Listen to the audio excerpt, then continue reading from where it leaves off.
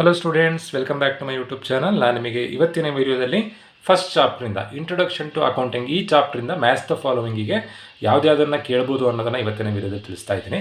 ನಾನು chapter wise ನಿಮಗೆ MCQ, fill in the blanks ಹಾಗೆ ಮ್ಯಾಥ್ಸ್ ದ ಫಾಲೋವಿಂಗ್ ತಿಳಿಸ್ತಾ ಹೋಗ್ತೀನಿ. ನಿಮ್ಮ ಮಿಡ್ ಟರ್ಮ್ ಎಕ್ಸಾಮಿಗೆ ತುಂಬಾ ಯೂಸ್ ಆಗುತ್ತೆ. 20 ಮಾರ್ಕ್ಸ್ ನಿಮಗೆ ಪಾರ್ಟ್ ಎ ಇಂದ 20 ಮಾರ್ಕ್ಸಿಗೆ ಬರುತ್ತೆ, ಅಂದರೆ maths the following, fill in the blanks ಹಾಗೆ MCQ ಇಂದ. ಸೊ ಹಾಗಾಗಿ from exam point of view very important. ನೋಡಿ, first ಚಾಪ್ಟ್ರಿಂದ ಕೇಳುವಂಥದ್ದು.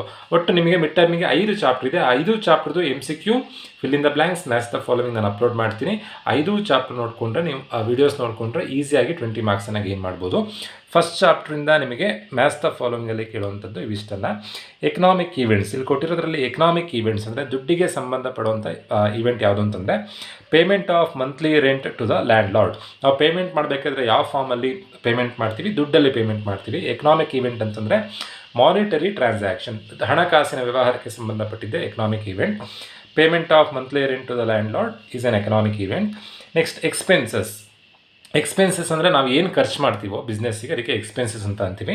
Cost incurred by the business, ಎಕ್ಸ್ಪೆನ್ಸಸ್ಸಿಗೆ answer cost incurred by the business. Next discount ಅಂತಂದರೆ ಯಾವುದೇ ಐಟಮ್ ತೊಗೊಳ್ಬೇಕಾದ್ರೂ ನಾವು ಅಂಗಡಿಯಲ್ಲಿ discount ಕೊಡ್ತೀರಾ ಅಂತ ಕೇಳ್ತೀವಿ. ಡಿಸ್ಕೌಂಟ್ ಅಂತಂದರೆ ಬೆಲೆ ಕಮ್ಮಿ ಮಾಡ್ತೀರಾ ಅಂತ ಕೇಳ್ತೀವಿ.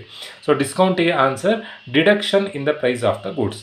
ನೆಕ್ಸ್ಟ್ ಗೂಡ್ಸ್ ಅಂತಂದ್ರೆ ಒಂದೇ ನೋಡಿ, ಪರ್ಚೇಸ್ ಗೂಡ್ಸ್ ಫಾರ್ ₹20,000 ಎಲ್ಲ ಜರ್ನಲ್ ಎಂಟ್ರಿ ಮಾಡ್ತಾ ನೀವು ನೋಡಿರ್ತೀರಾ.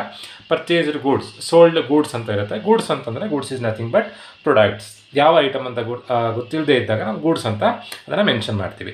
ನೆಕ್ಸ್ಟ್ ಇರೋದ್ರಲ್ಲಿ ಡಾಕ್ಯುಮೆಂಟ್ರಿ ಎವಿಡೆನ್ಸ್ ಯಾವುದು ಅಂತಂದರೆ ವೋಚರ್ ಡಾಕ್ಯುಮೆಂಟ್ರಿ ಎವಿಡೆನ್ಸ್.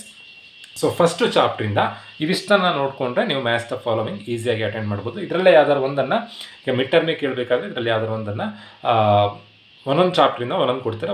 ಒಟ್ಟು 5 ಮ್ಯಾಥ್ಸ್ ದ ಫಾಲೋವಿಂಗ್ ಇರುತ್ತೆ. ಇವಿಷ್ಟರಿಂದ ಯಾವ್ದಾದ್ರು ಒಂದನ್ನು ನಿಮ್ಮ ಮಿಡ್ ಟರ್ಮ್ ಎಕ್ಸಾಮ್ನಲ್ಲಿ ಕೇಳ್ತಾರೆ. ಹೋಪ್ ಎಲ್ರಿಗೂ ಈ 5 ಮ್ಯಾಥ್ಸ್ ದ ಫಾಲೋವಿಂಗ್ ಅರ್ಥ ಆಗಿದೆ ಅಂತ ಅಂದ್ಕೊಳ್ತಾ ವಿಡಿಯೋ ಮುಗಿಸ್ತಾ ಇದ್ದೀನಿ. Thank you.